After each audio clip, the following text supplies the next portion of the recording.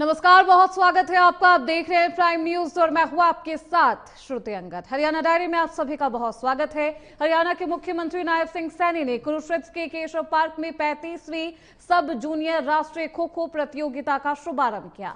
इस प्रतियोगिता में करीब 1000 से ज्यादा खिलाड़ियों ने भाग लिया है। सीएम सैनी ने विधिवत तरीके से कार्यक्रम का उद्घाटन किया और एसोसिएशन को 21 लाख रुपए देने का ऐलान भी किया है और विश्वास जताया है कि आने वाले दिनों में ये प्रतियोगिता खेल भावना और अनुशासन का एक स्वर्णिम अध्याय बनेगी।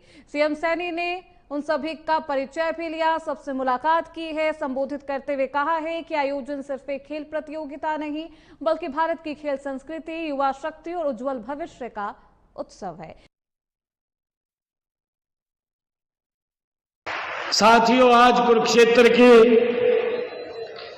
इस पावन भूमि पर आप सबके बीच में मुझे उपस्थित होकर के गौरव की अनुभूति हो रही है।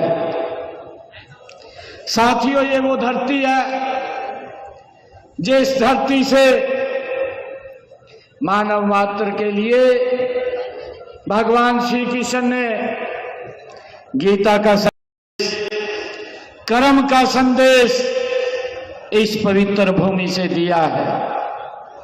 साथियों, जहां युगों पूर्व भगवान श्री कृष्ण ने अर्जुन को कर्म, कर्तव्य और अनुशासन का अमर संदेश दिया था, आज मुझे खुशी है, आज उसी पावन धरा पर खो खो जैसे भारतीय पारंपरिक खेल के माध्यम से अनुशासन, समर्पण, टीम भावना और राष्ट्र एकता का संदेश पूरे देश में गूंज रहा है।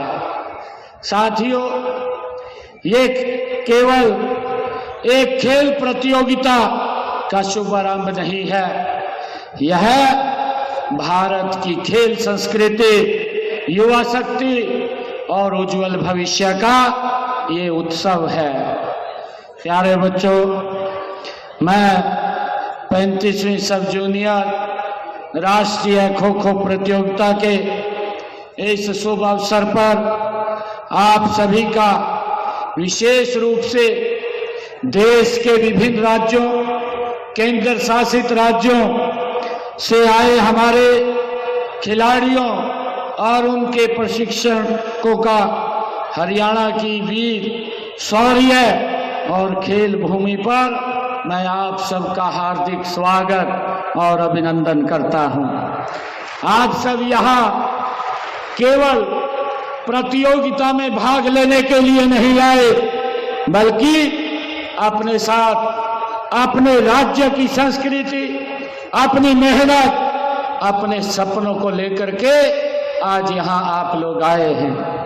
तो वहीं खो खो प्रतियोगिता के उद्घाटन के दौरान सीएम नायब सिंह सैनी ने हरियाणा को खेलों का पावर हाउस बताते हुए कहा कि ओलंपिक हो, एशियन गेम्स हो या फिर राष्ट्रमंडल खेल, हर जगह हम यहाँ पर तिरंगे के साथ एक राष्ट्रगान के बीच देश का नाम भी रोशन कर रहे। इन सपनों को साकार करने के लिए कठोर अभ्यास, अनुशासन, आत्मविश्वास बेहद आवश्यक है। मुख्यमंत्री नायब सिंह सैनी ने क्या कुछ कहा, आपको सुनवाते हैं। युवा साथियों, आज यहाँ भले ही भाषाएं अलग हो, वेशभूषा अलग हो और संस्कृतियां अलग हो, लेकिन आप सभी की भावना एक है और वह है खेल भावना। साथियों, मुझे खुशी है, यही खेल भावना की सबसे बड़ी ये ताकत है कि भेदभाव की दीवारों को तोड़कर हमें एक सूत्र में बांधते हैं। साथियों, खो खो एक खेल नहीं है, यह भारतीय मिट्टी की एक खुशबू है। यह एक ऐसा खेल है जो हमें सिखाता है कि संसाधनों की कमी कभी भी प्रतिभा के मार्ग में बाधा नहीं बनती है। साथियों, इसमें न तो महंगे उपकरणों की आवश्यकता होती है और न ही बड़े मैदान की आवश्यकता होती है। इसमें आवश्यकता होती है फुर्ती की, रणनीति की, टीम वर्क की, अनुशासन की और तीव्र निर्णय क्षमता की ये इसमें आवश्यकता होती है। साथियों, आज विश्व के कई देश हमारे पारंपरिक खेलों को अपनाने और उनमें सीखने की ओर लगातार अग्रसर हैं। साथियों, तब यह हमारी सामूहिक जिम्मेवारी भी बनती है कि हम अपने इस अनमोल विरासत को सुरक्षित भी रखें और वैश्विक मंच पर इसको प्रतिष्ठित भी करें। स्पष्ट और दूरदर्शी विजन वो तैयार किया है। युवा साथियों, इसका उद्देश्य था हर बच्चे को खेल से जोड़ना, हर गांव में खेल का मैदान विकसित करना, हर युवा को अवसर देना जिसमें खेल के प्रति जुनून हो, क्षमता हो।